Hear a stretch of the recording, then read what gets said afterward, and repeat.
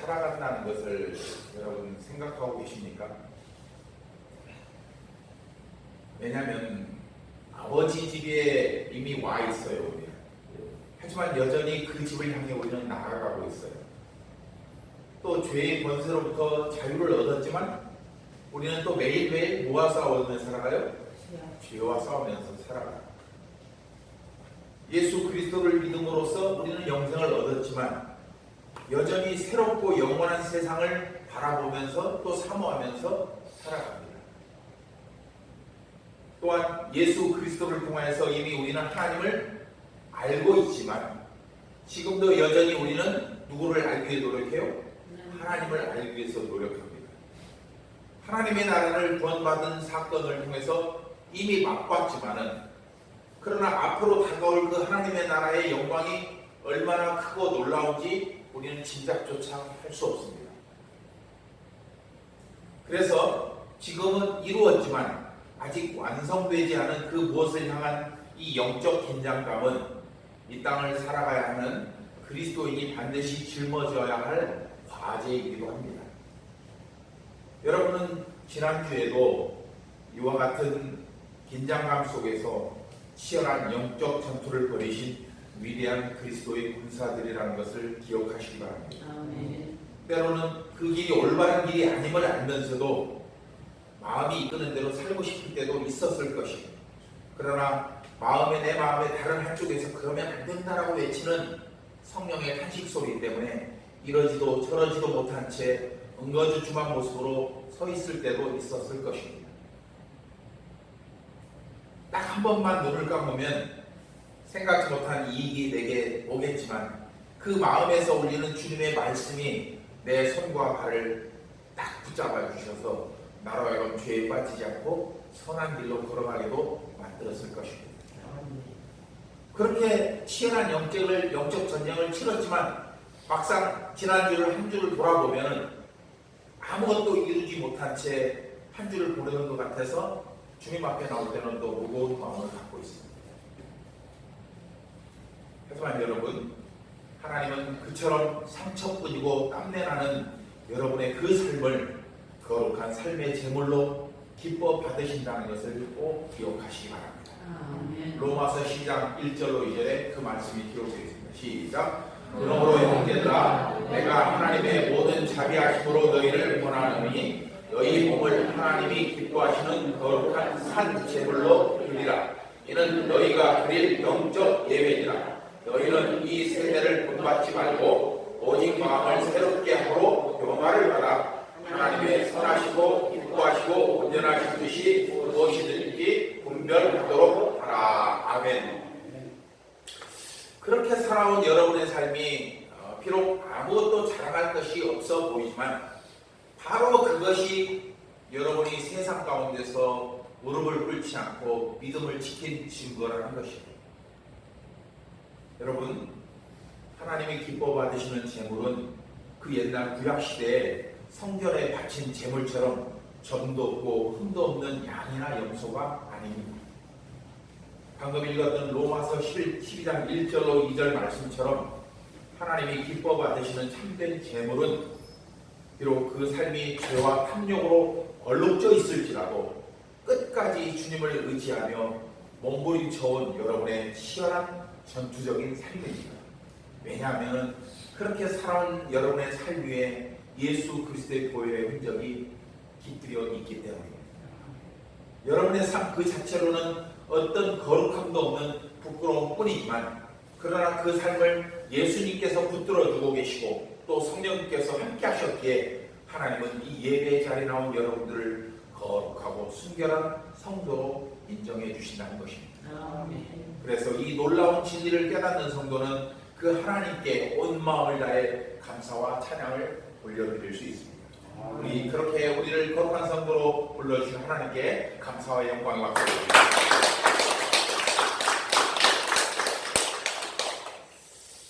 우리는 지금 사무엘상을 살펴보고 있는데 오늘 본문은 블레셋과의 전쟁에서 패한 이스라엘과 또 엘리 가문이 당한 심판을 소개하고 있습니다. 특히 이 본문을 읽을 때 주목해야 될 부분이 있어요. 어떤 내용이냐면 사무엘상 2장 27절과 사무엘상 3장 18절에 기록된 엘리 제사장을 향한 하나님의 심판 예언에 담긴 하나님의 진짜 마음이 어떤지를 우리는 주목해야 될 필요가 있습니다. 왜냐하면 여러분, 엘리 제사장을 향한 하나님의 경고는 기본적으로 심판에 대한 예언이자 동시에 엘리 가문이 용서를 받을 수 있는 마지막 기회라는 것입니다. 지난주에 이걸 전해드렸죠. 즉 히브리서 12장 8절 말씀처럼 하나님의 징계는 사랑하는 자녀를 온전케 하려는 하나님의 간절한 바람이 담겨 있다는 겁니다. 함께 읽어볼까요? 시작. 징계는 다 받는 것이거늘 너희에게 징계가 없으면 사생자요 친아들이 아니니라. 우리는 징계 없이 편안하게 살고 싶지만 그것은 하나님이 우리와 상관없다는 것을 의미한다는 거예요. 하지만 엘리 제사장과 이스라엘 백성들은 하나님의 경고와 징계에 담긴 의미를 깨닫지 못함으로 인해서 결국 용서받을 기회를 놓치고야 말았습니다. 그러므로 여러분, 하나님의 경고는 그 이면에 우리를 용서하시겠다는 하나님의 풍성한 사랑이 담겨 있음을 꼭 기억하시기 바랍니다. 기본적으로는 무서운 심판밖에 없습니다. 하지만 그 심판보다 더 깊은 곳에는 우리를 사랑하시는 하나님의 본 마음이 담겨 있다는 것입니다.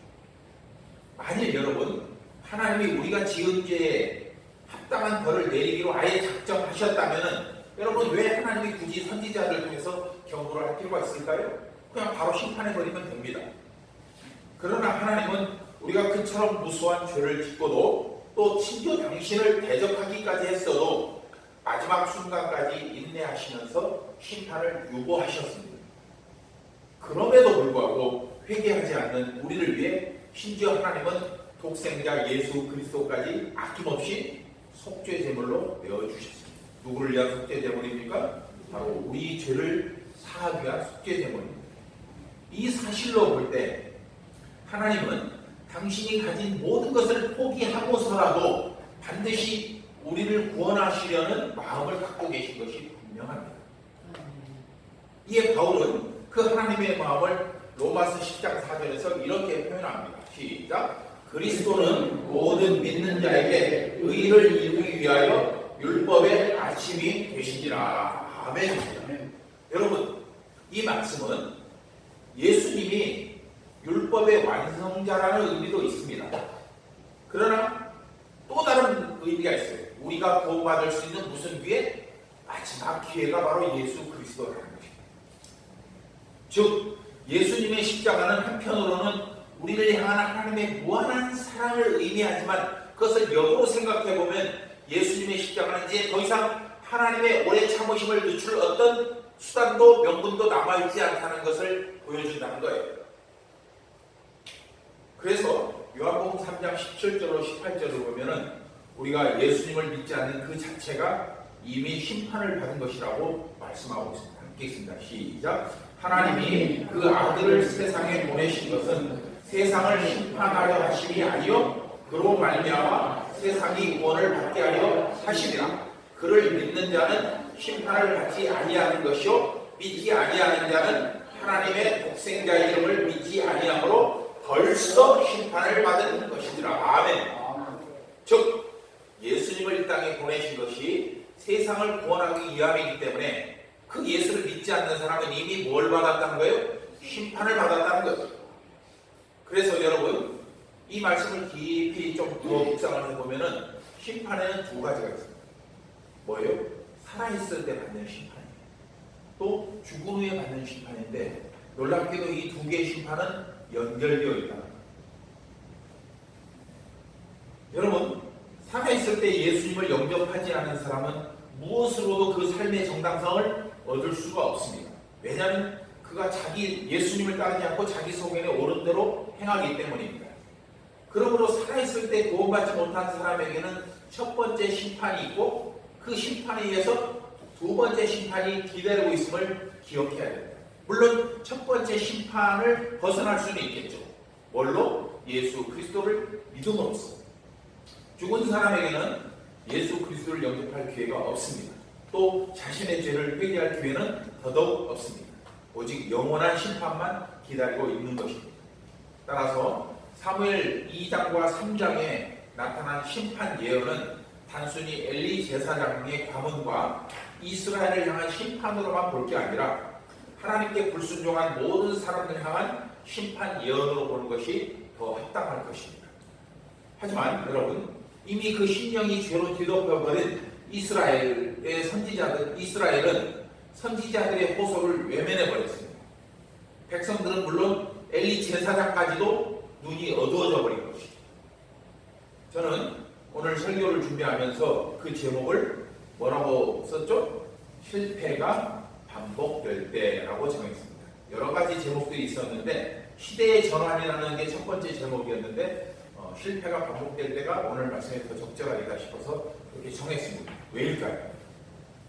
우리가 살다 보면은 자신의 뜻과 달리 하는 일마다 실패하는 경우가 참 많습니다. 그때 사람들은 대부분 10중 8구 그 원인을 외부에서 찾습니다. 세상이 나를 몰라줘서 내가 실패했다. 누가 조금만 도와줬으면 성공할 수 있었는데 도움이 없어서 그렇다. 또 나는 열심히 일했는데 동업자가 사기를 쳤다. 어떤 사람은 조상을 탓하기도 하고 부모를 탓하기도 하고 오래전에는 노무현을 탓하기도 했었습니다. 그런데 여러분, 믿는 사람들은 거기에 한술 덧떠서 하나님이 나를 연단에 빠뜨렸다고 변명하기도 합니다. 저도 그렇게 생각했던 적이 한동안 있었습니다. 저 나름대로는 최선을 다해 살아왔고 또 다른 사람 속이지 않고 나름대로는 양심적으로 살았다고 저는 생각합니다. 그런데 하는 일마다 실패를 했어요. 그 이유를 저는 목사로 부르셨는데 그것을 거절해서 끝내 저를 끌어다가 무릎 꿇게 만들려는 하나님의 연단이라고만 생각했고 또 그렇게 말을 했습니다. 그도 그럴 것이 그동안 저와 만났던 사람들 대부분은 자기들이 겪었던 실패가 하나님의 연단 때문이라고 간증했기 때문입니다. 대부분의 믿는 사람들이 그렇게 자기의 고난을 얘기할 때 하나님의 연단이었다고 얘기해요. 이 부분은 좀 더 깊이 들어가면은 나중에 자세히 얘기할 기회가 있을 것입니다. 그 얘기를 하려고 하고 시간이 많이 가서 오늘은 그것까지만 하겠습니다. 그런데 그러던 어느 날 새벽 기도 시간에 제가 가져왔던 그런 생각이 얼마나 어리석고 비겁하고 자기 합리화를 위한 변명이었는지를 제가 깨닫게 됐어요. 하나님의 연단 때문에 내가 실패했다고 생각한 것이 얼마나 어리석고 비겁하고 자기 변명에 불과했다는 거예요. 그래서 지난날을 다시 차분히 돌아보면은 제가 겪은 모든 실패는 하나님의 연단이 아니었어요. 뭘까요? 저 자신의 무능함으로 인해서 벌어진 결과였다는 거예요. 게을렀고 미련했으며 세상의 흐름을 읽지 못했고 또 사람을 지나치게 믿었고 전문 지식도 없으면서 시작만 하면 반드시 성공할 것 같은 자아 도취감에 빠져 있었고 그리고 오직 나만이 그 일을 성공시킬 수 있다는 자만심에 빠져 있었던 겁니다. 여러분도 아마 저와 비슷한 경험을 많이 해봤을 겁니다. 왜냐하면 이건 저뿐만 아니라 모든 사람에게 해당되는 것이고 자기 멋대로 시작해놓고 그 일이 실패로 끝나니까 그것이 단지 연단이었다고 변명한다면 그것은 하나님을 너무나 무시하는 처사가 아닐 수 없다는 거예요. 맞지 않습니까? 철저히 준비하고 또 만일의 경우를 위한 대비책까지 세워도 실패하는 게 세상 일인데 하나님께 맡기지도 않았으면서 또 그것을 맡길 만한 믿음도 없으면서 실패로 끝나니까 그 책임으로부터 벗어나기 위해 하나님이 나에게 연단을 주셨다고 말한다면 그건 너무나 비겁하다는 거예요. 오늘 본문은 바로 이처럼 실패가 반복되는 상황에서 어떻게 그 난관을 극복하고 믿음을 지킬 수 있을지에 대한 교훈을 우리에게 보여주고 있습니다. 오늘 말씀이 실패로 점철된 여러분의 인생에서 비겁한 변명을 제거하고 가증한 오만을 제거하고 오직 믿음으로 굳건히 서서 하나님 앞에 겸손히 나가 그 하나님의 은혜로 여러분의 삶이 축복된 삶으로 연결되기를 주님으로 축복합니다. 오늘 본문을 간단히 살펴보도록 하겠습니다. 비교적 쉬운 내용이어서 자세하게 설명할 필요는 없을 것 같아요. 그리고 여러분 스스로가 또 성경을 집에 가셔서 4장을 읽어보시고 각자 이해하면 더 유익할 것입니다. 오늘은 11절까지만 읽었으니까 집에 가셔서 11절을 포함해서 나머지를 읽어요. 여러분들이 더 말씀을 잘 이해하기 위해서는 1장부터 4장까지 오늘 읽어보면 돼요. 그러면 매주 1장부터 4장, 1장부터 5장 하면은 나중에 사무엘상이 끝날 때는 여러분 사무엘상을 30번을 이상을 읽는 거예요. 그러면 여러분들은 저보다 사무엘상에 대해서 더 박사가 될 것입니다. 아멘을 안 하시네. 오늘 본문은 이스라엘이 블레셋과의 전쟁에서 패한 일 1절부터 10절에 있습니다. 그리고 엘리 가문을 향한 심판의 결과를 보여줍니다. 사무엘상 13장 13절 함께 읽어봅니다. 시작. 내가 그의 집을 영원토록 심판하겠다고 그에게 말한 것은 그가 아는 죄악 때문이니 이는 그가 자기의 아들들이 저주를 자청하되 금하지 아니하였음이니라. 아멘. 기본적으로 오늘 본문은 본문은 당시 하나님 앞에서, 그 당시 하나님 앞에서 패역하고 영적으로 무지했던 엘리 가문과 하나님께 불순종했던 이스라엘을 징계하신 사건입니다. 만일 그때 이스라엘의 지도자들이 영적으로 깨어있어서 하나님의 경고를 깨닫고 백성들을 바른 길로 인도했다면 오늘 본문의 결과는 완전히 다르게 나타났을 것입니다. 그러나 이스라엘의 지도자들은 거듭되는 실패가 있음에도 그 원인을 자신들의 무능함과 믿음 없음이 아닌 오히려 하나님께 그 책임을 전가하는 어리석은 모습만 보였습니다. 그 결과 오늘 본문 11절로 22절은 엘리 가문에 불어닥친 하나님의 엄중한 심판의 모습을 보여주고 있습니다. 심판의 원인을 제공한 두 아들은 전쟁터에서 전사했고 아들들의 죽음과 또 하나님의 언약궤 맞아 빼앗겠다는 소식을 들은 엘리 제사장은 성전 앞 의자에서 넘어져 목이 부러져 죽었습니다. 그리고 그 와중에 출산이 임박한 며느리마저 아들을 낳은 직후에 숨을 거두게 됩니다. 이처럼 비참한 사건을 통해 우리는 끝까지 회개하지 않고 하나님께 불순종한 자들의 이 겪게 될 최후를 짐작해 볼 수 있습니다. 하지만 더 나아가 한 나라의 흥망성쇠는 전적으로 하나님의 뜻을 준행하는 지도자들을 통해서 좌우된다는 것을 우리는 오늘 본문을 통해서 더 깊이 있게 깨달아야 합니다. 이상과 같은 사전 이해를 바탕으로 오늘 본문에서 궁금한 두 가지 내용을 좀 더 구체적으로 살펴보겠습니다. 첫 번째로 궁금한 것은 뭐냐면은 이스라엘은 하나님의 택함을 받은 이스라엘은 왜 블레셋과의 전쟁에서 패배했는가? 이상하지 않습니까? 구약 성경을 보면은 이스라엘이 전쟁에서 패배한 이유는 딱 한 가지밖에 없어요. 여러분 구약 성경을 다시 한번 읽어보시면은 많은 전쟁의 소식들이 있는데 그때 이스라엘이 패배할 때는 딱 한 가지 이유밖에 없어요. 뭐죠? 하나님께 불순종하고 하나님을 대적했을 때만입니다. 하나님은 어떤 상황에서도 이스라엘 백성들이 당신을 따르고 당신께 불순종하기를 원하시지만 그러나 이스라엘은 수시로 그 하나님의 뜻을 저버립니다. 본문에서도 이와 비슷한 양상이 나타나는데 그런데 본문 1절로 10절을 보면은 이해하기 힘든 두 가지 문제가 있습니다. 뭐냐면은 누가 먼저 전쟁을 일으켰냐 그리고 왜 일으켰냐 전쟁이 일어났고 이스라엘이 처참하게 패했는데 누가 먼저 그 전쟁을 일으켰고 그 전쟁은 왜 일으켰냐 이게 왜 중요하냐면요 이 사무엘상 4장 1절 한번 보겠습니다. 시작. 이스라엘은 나가서 블레셋 사람들과 싸우려고 에벤에셀에 짐치고 블레셋 사람들은 아벡에 짐쳤더니 아멘.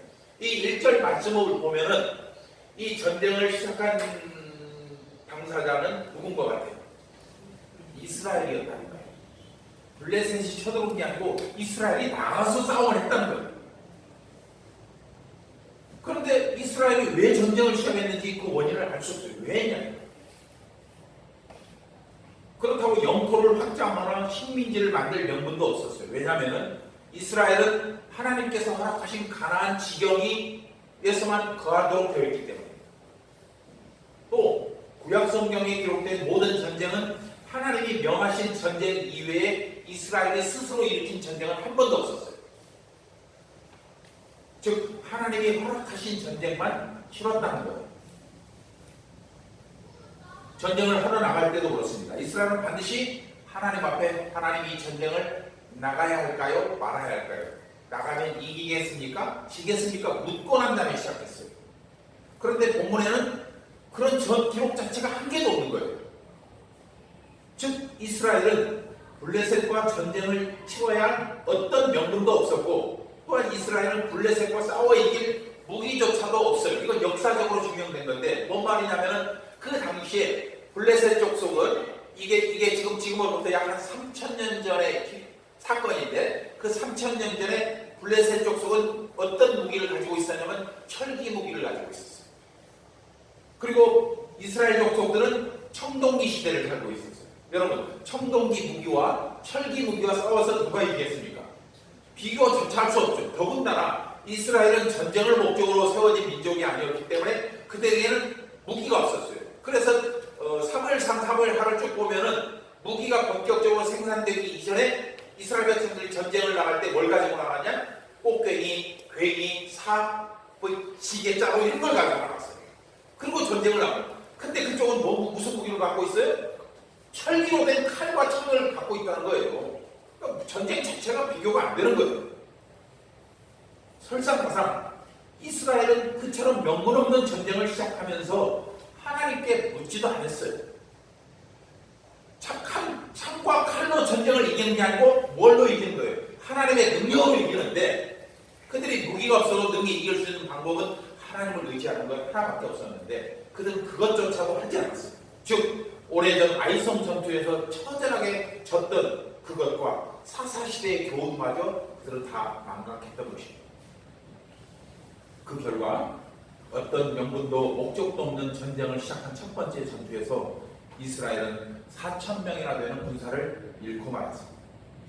비록 늦었지만 이스라엘 장로들은 그때라도 택함받은 백성인 자신들이 왜 패배하게 되었는지 하나님 앞에 회개하며 그 원인을 찾아냈어야 했습니다. 하지만 이스라엘의 지도자들은 그것을 깨닫지 못한 채 오히려 하나님께 책임을 넘긴 거예요. 뭐라고? 언약궤가 자신들과 함께 하지 못한 것이 원인이라고 말을 했다는 거예요. 이에 장로들은 그 언약궤만 가지고 있으면 승리할 것이라고 굳게 믿으면서 언약궤를 군대 맨 앞에 세우고 전쟁에 임하다가 이번에는 더 많은 군인들이 죽임을 당하고 심지어 언약궤까지 블레셋 족속에 빼앗기는 최악의 상황이 벌어지고 말았습니다. 그렇다면 여러분, 이스라엘의 장로들은 왜 여호와의 언약궤를 앞세우고 전쟁에 임했을까요? 이 부분을 좀 생각해 보면 분명히 그 사람들은 그렇게 하면 이길 것이라고 하는 어떤 선행 학습이 있었을 거예요. 기억이 있었을 거란 거죠. 그것이 뭐냐? 그들은 필시 시간을 거슬러 올라가 여호수아가 여리고성을 정복하려고 했던 사건에서 언약궤를 앞세우고 나갔던 그 사건을 기억하고 있을 것입니다. 여호수아서 6장이 기록되어 있는데, 출애굽 당시 여호수아의 지휘 아래 홍수로 넘실대는 요단강을 건넜어요. 믿음으로 건넌 거죠. 그 이스라엘이 여호와의 언약궤를 앞세우고 여리고성을 돌았을 때 그 여리고성이 힘없이 무너졌고, 이에 손쉽게 여리고성을 정복했던 일들을 기억하며 지금 이 시대에 이스라엘의 장로들은 언약궤를 전쟁으로 보내면서 그러면 전쟁을 이길 것이라고 생각했다는 거예요. 하지만 여러분, 여리고를 정복할 당시와 오늘 본문이 기록된 당시에는 엄청난 차이가 있습니다. 무슨 차이냐면 그 전쟁이 하나님의 명령에 따른 전쟁인지 아니면 인간의 욕심에 따른 전쟁인지 그 차이가 있었다는 거예요. 여리고 전쟁은 하나님이 그렇게 하라는 대로 했기 때문에 이긴 거예요. 근데 여기는 어떤 명분도 원인도 없었는데 그냥 전쟁을 치고 하나님께 떠맡기는 거예요. 또한 이스라엘의 신앙 상태에 또한 엄청난 차이가 있었어요. 아까도 말했지만 여리고 전쟁 당시 이스라엘 백성들이 요단강을 넘을 때 요단강 옆에 홍수가 져서 물이 넘실넘실 되는 거예요. 제가 가봤는데 계곡이 깊어서 홍수가 나면 어마어마한 깊은 물이 있어요. 그런데 거기를 하나님이 막아줘서 믿음으로 건넜잖아요. 그 건넌 믿음 상태에서 여리고 전쟁을 며칠 있다가 정복을 했는데, 그때의 그 믿음과 지금은 완전히 장로들은 믿음도 없으면서 자신들의 뜻을 관철하기 위해서 이 전쟁을 시작했다고 합니다. 바로 이 부분에서 그 당시 이스라엘의 지도자들이 여호와의 신앙이 아닌 우상 숭배와 미신적 행위를 의지하고 있었음을 우리는 알 수 있다. 입으로는 주를 찬양하면서도 또 삶에서도 경건하게 성경 다 들고 이렇게 다니는 거 이렇게 보이지만 정작 그 심령은 이미 하나님이 아닌 뭐가 들어있는 거예요? 우상이 들었다는 거예요. 여러분, 신앙은 눈으로 드러나는 부분과 눈에 보이지 않는 부분이 균형을 잘 이루는 것이 중요합니다. 이걸 밸런스라고 하지 않습니까? 저는 이 밸런스라는 말을 독일에 가서 헬라어를 배울 때 얼마나 이것이 중요한가에 대해서 깨닫게 됐어요. 즉 언약궤를 비롯해서 십자가, 심지어 성경책까지도 그 안에 담긴 하나님의 뜻, 하나님의 의지가 중요하지 그 물건 자체로는 아무런 의미가 없다는 거예요. 종이에 불과한 성경책이 무슨 의미가 있겠습니까? 이 속에 담긴 하나님의 뜻이, 하나님의 능력이 중요하다는 거죠. 성당에 가면은 그런데 각종 그림이나 형상을 세워놓습니다. 특히 마리아상을 많이 세워놓죠. 그리고 그 앞에 손을 모으고 이렇게 절을 하고 기도하는 모습을 저는 가끔 봅니다. 전동성당이나 그 중앙시장에 있는 성당에 가면 그런 사람 참 많아요. 이것은 여러분 그들이 그림이나 형상을 단순한 상징 이상으로 여긴다는 대표적인 현상입니다. 그들은 그 그림이나 형상을 통해서 무언가를 의지하고 있다는 거예요. 저는 이걸 캐톨릭을 비난하기 위해서 한 것이 아닙니다. 그걸 보면서 똑같은 하나님에 관한 성경을 읽으면서 왜 저렇게 보고 있을까? 안타까워서 하는 소리입니다. 즉 마리아상 앞에서 기도하면 응답이 된다고 믿는 바로 이것이 하나님의 본질을 바르게 깨닫지 못한 증거라는 거예요.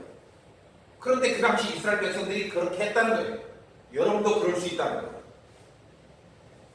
여러분, 상징은 어떤 경우에도 본질이 될 수 없습니다. 그래서 우리는 상징을 뛰어넘어 하나님의 본질을 깨닫는 수준으로 나가야 됩니다. 즉 성경을 읽을 때 이 성경이 신령한 가치를 부여할 게 아니고 이 성경 속에 담긴 하나님을 깨러 나아가야 된다. 십자가를 통해서 우리의 구원자 되신 예수님께로 나아가야 되고 또 성경을 통해 살아계신 여호와 하나님을 만나야 된다는 거예요. 이것을 깨닫지 못하는 신앙은 아무리 열심을 내고 아무리 많은 것을 알고 아무리 경건한 삶을 살아도 결국 껍데기만 맛볼 뿐 신앙의 맛만 볼 뿐 본질에 접근하지 못합니다. 본문에서 이스라엘이 언약궤를 여호와의 임재의 상징이 아닌 자신들의 필요를 채워주는 우상처럼 여긴 것이 바로 그 대표적인 예가입니다. 그들은 우주 만물 모든 것 가운데 계신 하나님을 단지 나무 상자에 불과한 언약궤 안에 존재하는 그대로 축소시켜요. 따라서 언약궤가 있음에도 그들이 전쟁에서 패배한 것은 이스라엘이 가지고 있는 미신적 신앙을 깨뜨리려는 하나님의 뜻이 분명할 것입니다. 이 시간 여러분이 이 말씀에서 큰 교훈을 받아야 하는 이유는 분명합니다. 왜냐하면 여러분 자신에게도 이런 미신적 요소들이 엄연히 남아있기 때문입니다. 그리고 그런 미신적 요소들은 매 순간 변신을 거듭하여 여러분을 하여금 거짓을 진리인 것처럼 착각하게 만들기 때문입니다. 물론 여러분은 그런 미신적 요소들을 충분히 분별해낼 능력과 권세가 있습니다. 그러나 최종 판단은 반드시 무엇으로 결정을 내리냐? 말씀의 거울에 판단을 내려야 됩니다. 그리고 미신적 신앙은 어느 한 시점에만 나타났다 사라지는 게 아니라 인간의 죄와 탐욕을 양분으로 삼아서 수시로 변신을 거듭합니다. 오늘 이런 모습이었다면 내일은 다른 모습으로 나타납니다. 우리가 그걸 눈여겨보고 주목하고 분별할 수 있어야 된다는 거죠. 그러므로 그리스도인 우리는 사도 바울의 고백처럼 매 순간 말씀 앞에서 자신의 신앙이 변질되지 않았는지 점검해야 합니다. 필리포서 3장 12절 말씀 시작. 내가 이미 얻었다 함도 아니요 온전히 이루었다 함도 아니라 오직 내가 그리스도 예수께 잡힌바된 그것을 잡으려고 달려가노라. 아멘. 성도 여러분, 우리 그리스도인은 이미와 아직이라는 사이에 서 있습니다.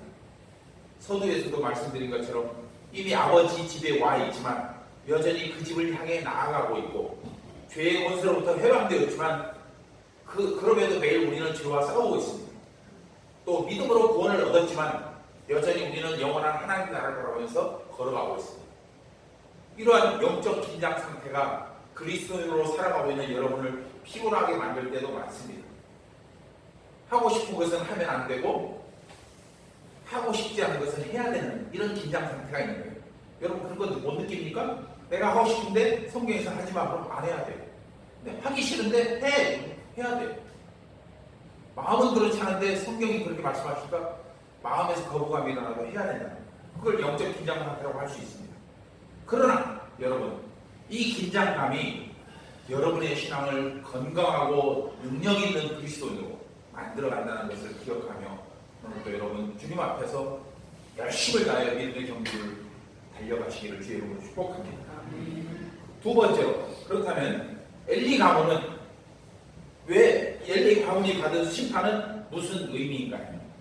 이 내용은 지난주에도 살펴봤고 또 앞으로도 계속해서 살펴보기 때문에 오늘은 간단히 정리만 하도록 하겠습니다. 하나님께서 엘리 가문에게 내린 심판은 크게 세 가지 종류가 있어요.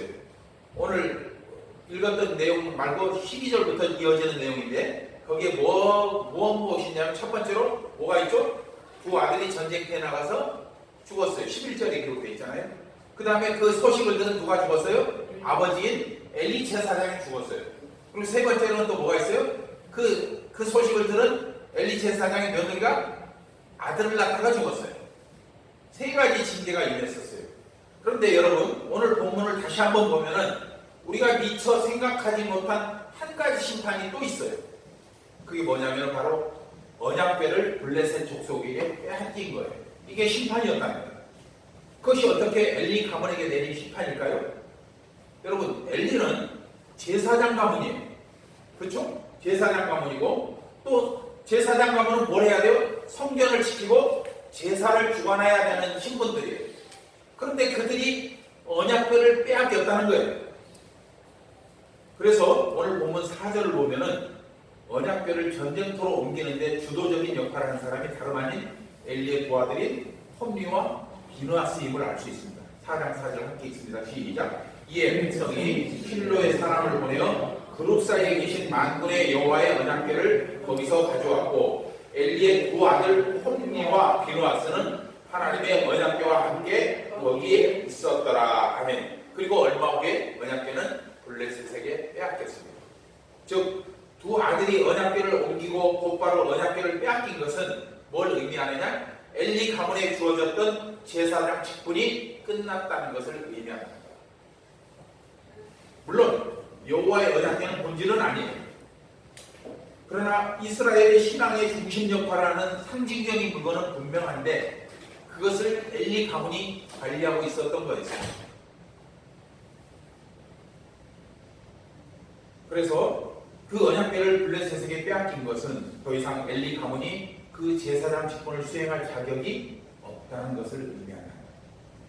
엘리와 두 아들은 이를 깨닫지 못했지만은 그 며느리는 죽어가면서도 그것을 깨닫고 이렇게 했습니다. 사무엘상 4장 21절 시작. 이르기를 이르기를 영광이 이스라엘에서 떠났다 하고 아이 이름을 이가봇이라 하였으니 하나님의 궤가 빼앗겼고 그의 시아버지와 남편이 죽었기 때문이다. 엘리도 두 아들도 깨닫지 못했는데 그는 깨닫고 그 아들 이름을 이가봇이라 정했다. 그 이가봇의 뜻이 뭐예요? 하나님의 영광이 떠났다는 거예요. 그런데 여러분 며느리의 탄식을 보면은 엘리 가문에 임한 심판은 단지 제사장 가문의 몰락을 의미하지는 않습니다. 이스라엘에게서 하나님의 영광이 떠났다. 무슨 뜻이에요? 이스라엘 전체가 하나님의 심판을 받고 있다는 뜻이에요. 그 결과 이스라엘은 하나님의 대리자인 제사장이 통치하는 그런 시스템이 무너졌고 인간 왕이 이스라엘을 다스리는 나라로 바뀌게 되었습니다. 여러분 인간 왕을 옹립한 사건이 중요한 이유가 사무엘상 8장 6절로 7절에 정확히 나타납니다. 그것은 무슨 뜻이냐? 하나님을 이스라엘의 왕으로 인정하지 않는다는 의미입니다. 이건 나중에 살펴볼 거니까 다음에 보도록 하겠습니다. 하나님은 초지일관 이스라엘이 온전한 신앙 위에 서서 하나님을 섬기며 또 하나님께서 베푸시는 영원한 번영을 누리며 살기를 원했지만 그러나 이스라엘은 하나님이 아닌 세상에 집중한 나머지 그 하나님의 하나님을 버리고 인간을 왕으로 섬기는 나라로 만들고 말았다는 것입니다. 그러나 다른 한편 엘리 가문이 몰락하고 또 언약궤를 빼앗긴 사건은 도저히 회생할 가능성이 없는 묵은 시대를 하나님께서 청산하고 하나님의 통치가 실현되는 새로운 나라를 건설하기 위한 하나님의 사전 작업이었음을 우리는 결과론적으로 확인할 수 있습니다. 그래서 최초의 제목이 시대의 전환이라고 했던 이유가 바로 이 부분 때문에 그렇습니다. 그런데 생각해보니까 그보다는 우리에게 실패가 거듭될 때 우리는 어떻게 하나님 앞에 서야 될 것인가가 더 중요하겠다 싶어서 제목을 그렇게 바꿨던 것입니다. 그리고 이 사명을 훌륭히 감당할 일꾼으로 하나님이 누구를 부르셨어요? 사무엘을 부르셨고 끝내 그 사무엘을 통해 다윗을 세우고 그 다윗을 통해 하나님은 당시 이루고자 하시는 뜻을 온전히 나타내셨던 겁니다. 이것이 바로 사무엘상과 사무엘하 거기에 나타나고 있습니다. 말씀을 정리하겠습니다. 따라서 우리는 오늘 본문을 통하여 그 배후에 면면이 흐르고 있는 하나님의 구원 계획을 정확히 깨달아야 합니다. 제가 지난주에도 말씀드렸지만 사무엘상과 열왕기를 쭉 읽어보면 굉장히 어두운 내용들이 많습니다. 죽은 사람들 죽은 얘기와 하나님께서 징계하신 얘기와 이런 얘기들이 많이 나오는데 그것을 그 액면 그대로 볼 게 아니고 그 속에 담긴 무엇을 하나님의 본심을 봐야 되는 거예요. 그건 뭐냐? 생명이라는 거예요. 소망이라는 거예요. 구원이라는 거예요. 축복이라는 거예요. 하나님의 나라라는 거예요. 그것이 바로 하나님이 우리 갖고 있는 본심이라는 거예요. 그래서 엘리 가문의 몰락은 단순히 현상으로만 볼 때 그들이 지은 죄에 대한 하나님의 엄중한 심판으로 이해할 수 있습니다. 그러나 이 사건은 더 이상 이스라엘을 죄악 가운데 방치해 두지 않고 반드시 구원시키겠다는 하나님의 사랑의 또 다른 표현이라는 거예요. 오늘날에도 이와 같은 하나님의 심판은 비일비재하게 나타나고 있습니다. 여러분의 삶 속에 실제로 나타나고 있어요. 다만 그 당사자들이 엘리 제사장처럼 사무엘, 홈리와 비누아스처럼 그것을 깨닫지 못할 뿐이라는 거예요. 인생이 계속 수렁으로 빠져들어가고 있음에도 실패가 연속되고 있음에도 불구하고 그 원인이 믿음으로 바로 서지 못한 자신에게 있음을 깨닫지 못한다는 거예요. 그런데 여러분, 저도 무수히 겪어봤지만 그렇게 실패가 반복되고 막상 앞이 꽉 막혀 있을 때는 아무것도 보이지 않습니다. 그리고 거기에 끝내 뭐만 나오냐? 세상과 사람을 향한 원망만 터져나옵니다. 바로 그 순간 실패를 극복하는 가장 좋은 방법은 모든 것을 내려놓고 하나님 앞에서 그리고 말씀 앞에서 자신의 존재를 살펴보는 겁니다. 사방으로 꽉 막혀 있어서 어떤 해결책도 보이지 않을 때 여러분은 고개를 들어서 열려있는 하늘을 바라보아야 한다는 겁니다. 그 하늘을 바라볼 수 있는 힘이 바로 믿음입니다. 그리고 우리의 어떤 허물과 죄악도 결단코 용서하시는 하나님의 자비와 사랑 앞에 여러분의 삶을 온전히 맡길 수 있어야 합니다. 여러분, 전에 한번 말씀드렸죠. 독일에서 공부하면서 아무 해결책이 없을 때 하나님 앞에 어떻게 할까요? 당장 이달 살아갈 쌀도 없는데, 먹을 쌀도 없는데, 오늘 저녁 먹을 쌀도 없는데 어떻게 할까요? 했을 때 하나님은 저에게 하늘을 바라보라고 말씀하셨어요. 그리고 그날 저녁에 쌀이 5포대가 생겼어요. 기적 미신 같아 보이지만 사실이에요. 엄연한 사실. 제가 겪었으니까 100% 시원. 엘리 제사장처럼 눈이 어두워졌음에도 그 의미를 깨닫지 못한 채 비참한 죽음을 맞이하지 말고 또 그로 인해 가문이 몰락하는 최후를 맞이하지 말고 그것을 깨닫는 즉시 무릎을 꿇고 하늘을 향해 하나님의 용서와 자비를 구하여 주 안에서 새로운 소망을 얻어야 한다. 이를 위해 여러분은 외부에 나타난 적인 블레셋보다도, 즉 하느님보다 실패하고 망가지는 그 비참한 현실보다도 여러분 내부에 있는 적 뭐예요? 하나님 앞에 믿음으로 바라서지 못하고 말씀대로 순종하지 않는 여러분의 자신의 어리석음과 믿음 없음을 물리치는데 온 힘을 쏟아야 돼요. 성도 여러분, 하나님의 백성에게 있어서 무엇보다도 우선해야 할 일은 하나님과의 정상적인 관계를 계속 유지하는 겁니다. 제가 바닷물이 장판 같다고 했던 것이 바로 그런 뜻이랍니다. 하나님과의 소통의 관계가 계속 있을 때 내 영혼 평안해, 내 영혼 평안해. 그렇게 된다는 겁니다. 때로는 자신의 삶이 여러분을 하나님께 집중하지 못하도록 가로막고 막 회방하지만 그런 와중에라도 시간을 내서 계속 하나님과 소통해 대화하고 교제하고 하나님과 기도하고 그 하나님이 주시는 은혜를 받고 그래야 된다. 어떤 사람은 구원과 축복을 받고 또 어떤 사람은 저주와 심판을 받는 것의 차이는 딱 한 가지밖에 없어요. 바로 하나님과의 관계가 열려있느냐 막혀있느냐. 때로는 하나님의 서슬퍼런 경고에 오늘 본문에서처럼 온몸이 떨릴 때도 있습니다. 덜덜덜 떨릴 수 있습니다. 그러나 여러분 하나님의 모든 말씀은 끝내 합력하여 선을 이룬다는 성경의 진리를 깊이 깨달아서 어떤 상황에서도 하나님을 아바 아버지로 고백하고 따르는 여러분 되시기를 주여 축복합니다. 로마서 8장 28절 함께 읽습니다. 시작.